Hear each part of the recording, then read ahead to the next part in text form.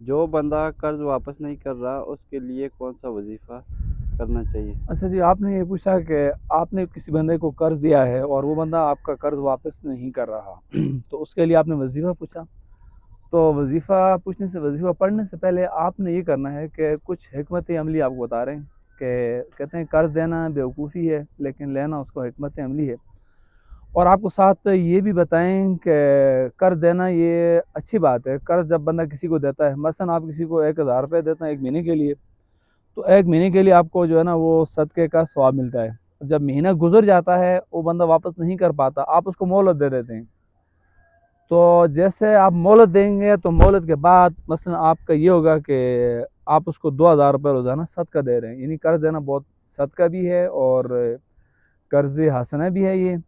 اور کسی کو قرض دینا بہت اچھی بات ہے. اب اس بندے کے اوپر جو بندہ نہیں دے رہا، واپس نہیں کر رہا، اس کی مجبوری کو بھی سمجھا جائے اور اس کو مزید ٹائم بھی دیا جائے.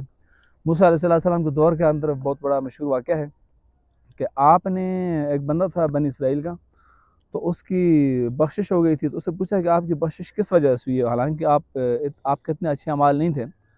تو وہ شخص یہ کہنے لگا کہ میری بخشش اس وجہ سے ہوئی ہے کہ میرے جو ماتحت تھے، جن لوگوں کو میں نے قرض دیا تھا، اور جب میں اپنے بندوں کے پاس بیچتا تھا تو ان سے یہ کہتا تھا کہ آپ نے ان بندوں کے ساتھ نرمی کرنی ہے، قرض کا مطالبہ کرنا ہے لیکن نرمی کرنی ہے، سختی سے کام نہیں لینا، اور قرض دینا بھی چاہیے. اور حضور علیہ السلام کے دور میں ایک مائی تھی کہ وہ قرض لیتی تھی. وہ کہتی تھی کہ میں نے حضور علیہ السلام سے سنا ہے کہ جو بندہ قرض لیتا ہے کسی سے تو اللہ تعالیٰ اس کی مدد کرتا ہے، اور جو بندہ اس نیت سے قرض لیتا ہے کہ میں واپس نہیں کروں گا تو اس کی مثال چور کی ہے. اور جو بندہ اس نیت سے قرض لیتا ہے کہ میں واپس کروں گا، اللہ تعالیٰ اس کی مدد بھی کرے گا. تو اب میں وظیفہ بتانے والا ہوں آپ کو. تو اس کے بعد ایک اور ویڈیو ہم بنائیں گے انشاءاللہ کچھ دنوں کے بعد. اس میں ہم مکمل جو ہے وہ ایسا پاورفل وظیفہ ہوگا کہ وہ قرض میں اگر آپ اس بندے کا چہرہ سامنے رکھ کے پڑھیں گے تب بھی وہ انشاءاللہ مجرب ہوگا. لیکن ابھی ہم شارٹ وظیفہ بتانے والے ہیں آپ کو.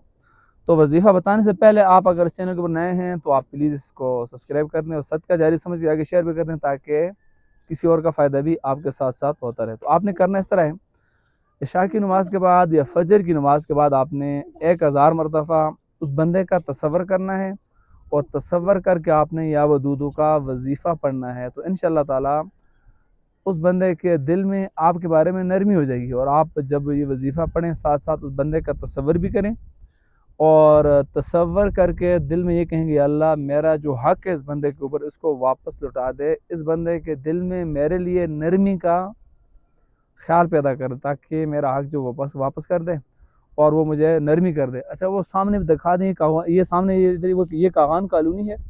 پچھلے دنوں یہاں پر ایک واقعہ ہوا تھا، یہ سامنے کاغان کالونی میں، کہ ایک بندے نے اپنے 3 بچوں کو زہر دے کر اپنی بیوی کو جو ہے وہ ان کا بچوں کا خاتمہ ہو گیا تھا، اور بچے اللہ کے پیارے ہو گئے تھے، اور میاں بیوی پھر بعد میں دونوں جو ہے ہوش میں آ گئے تھے. تو یہ سامنے یہ واقعہ، یہ تو قرض کی وجہ سے مجھے بات یاد آئی کہ یہاں بھی یہ قرض کا ہی معاملہ تھا کہ بندے نے قرض دیا تھا لوگوں سے، لوگ اس کا پیچھے کر رہے تھے، تو لہٰذا اس سے برداشت نہیں ہو سکا، اس نے بچوں کی زندگی کا خاتمہ کر دیا، اور خود وہ اور بیوی دونوں جو ہے وہ بھی ادھر چلے گئے، پھر اس میں ہاسپٹل میں چلے گئے. کافی دنوں کے بعد ان کو ہوش آیا. تو اسی طرح کوشش کیا کریں قرض نہ لیا کریں، اگر لیتے ہیں اتنا لیں تاکہ اس کو آپ واپس کر سکیں، اور جس نے قرض دینا ہے وہ بھی کوشش کرے جلدی واپس کرے، اور جس نے قرض لینا ہے اس کی بھی کوشش یہ ہونی چاہیے کہ کسی کے اوپر سختی نہ کریں اور بندے کو مہلت دے، اس کو ٹائم دے، تو اللہ تعالیٰ اس کو جزائے خیر عطا فرمائیں گے.